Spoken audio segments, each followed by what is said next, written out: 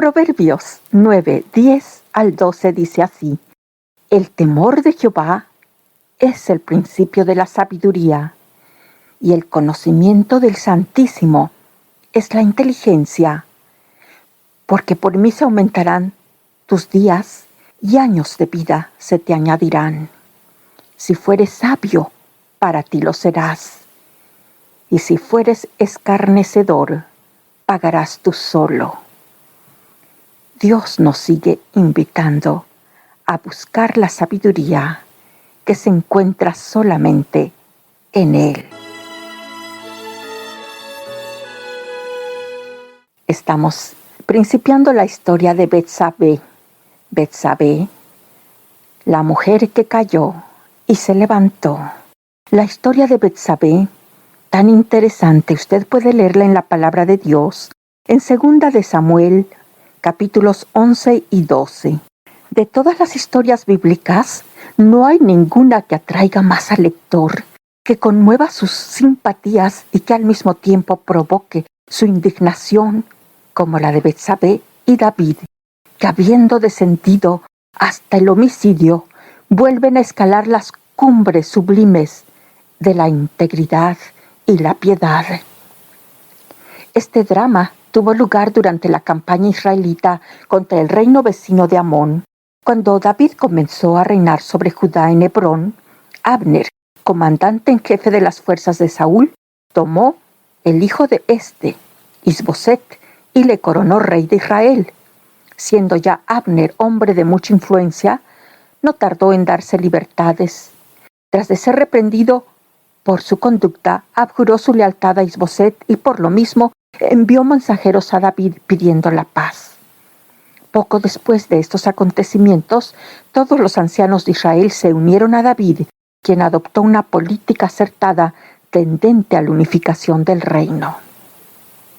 La guerra contra Amón que introduce la historia de Betsabé tuvo su origen en una provocación completamente injustificada de parte de los amonitas y concluyó con un acto aún más vergonzoso de parte del rey David. Las relaciones entre los amonitas y el pueblo de Israel habían sido tan buenas que a la muerte del rey de Amón, David envió una embajada a ese país para expresar su condolencia. En lugar de recibir a los hebreos en forma cortés, los amonitas los trataron como espías y los ultrajaron de la manera más vergonzosa. Tal provocación no pudo tener sino un solo resultado. David inmediatamente declaró la guerra contra ellos y sus aliados sirios. Estos fueron rápidamente vencidos, viendo lo cual los amonitas se dieron a la fuga y se refugiaron en Medeba, estando allí a cubierto de sus muros. Entonces los dejó Joab y se volvió a Jerusalén. Mas a la vuelta de un año, en el tiempo que salen los reyes a la guerra, volvió con la flor del ejército hebreo, devastó el territorio amonita y puso sitio a Rabá, la ciudad capital. Los sirios, sin embargo, se reorganizaron y volvieron al ataque, siendo rotundamente derrotados y dispersados, y de allí en adelante temieron los sirios de socorrer de nuevo a los hijos de Amón. Hasta este momento todo había ido bien con David, y si hubiera terminado su vida en este punto, habría pasado a la historia como un modelo de corrección y caballerosidad.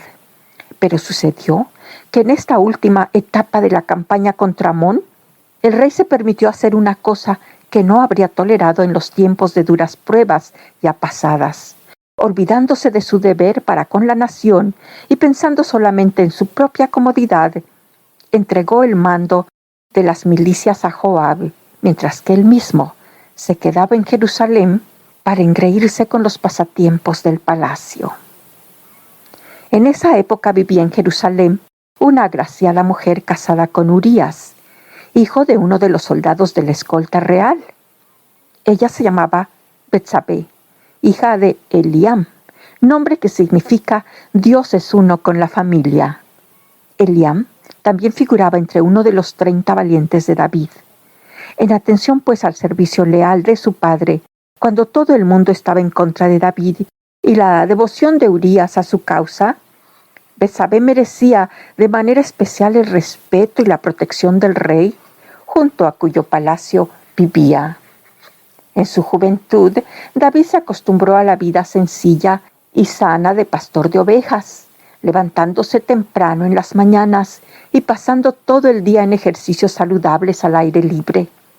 Siempre estaba listo para acostarse al anochecer y dormir el sueño de los justos. Posteriormente su vida de fugitivo la pasó en forma semejante y parece que aún después de su ascenso al trono, seguía el mismo régimen durante sus primeras campañas militares. Pero libre ya de las acechanzas de su juventud y de las circunstancias que le obligaron a una estricta disciplina, arrullado por la prosperidad, se excusó de los rigores de la lucha para vivir a sus anchas en Jerusalén, mientras que otros defendían el honor de la patria en el campo de batalla. Aconteció pues, fatalmente, sus pies se deslizaron y sufrió una vergonzosa caída por la cual él, David, es recordado. En el transcurso de uno de esos días, concluidos los quehaceres cotidianos, Betsabé estaba bañándose tranquilamente en el patio interior de su casa. Su esposo estaba sirviendo al ejército. Puesto que se hallaba sola en la casa, no sospechaba ningún peligro. Pero precisamente en esos instantes, alguien había subido a la azotea del palacio colindante con su casa. Era nada menos que el rey David, quien, en lugar de dedicarse al trabajo de Estado, había pasado el día descansando en su casa. Aburrido por el ocio, se había levantado para dirigirse a la terraza a fin de gozar del fresco aire. Paseándose distraídamente allí, vio en el patio de la casa vecina a una hermosa mujer cuyos atractivos físicos cautivaron su corazón. Llamó enseguida a uno de sus siervos y, habiendo preguntado por la identidad de la joven, descubrió que se trataba de la simpática hija de Eliam y esposa de Urías, ambos bien conocidos por David como miembros de su escolta.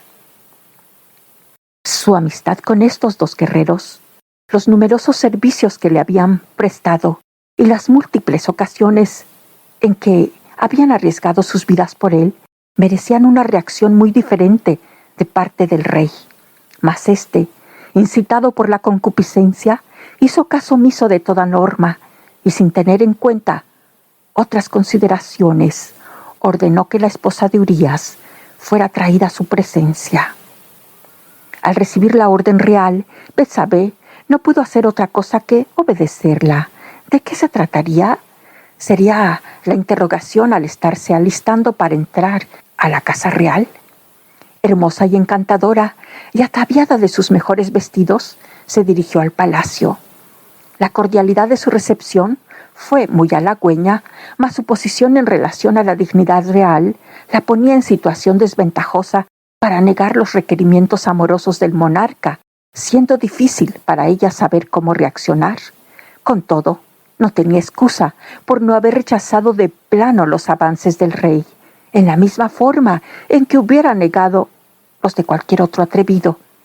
Pero desarmada por la cortesía inicial de David, no tuvo valor para negarle nada, y antes de darse cuenta de lo que pasaba, las compuertas de la pasión se habían abierto y se vio arrastrada por su amante real hacia el pecado más vil.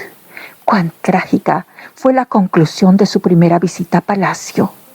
Volvió a su casa, cargada exteriormente de regalos y costosos obsequios, y abrumada por dentro por la vergüenza de su traición. En nuestro siguiente programa continuaremos con esta interesante historia de Betsabé y David.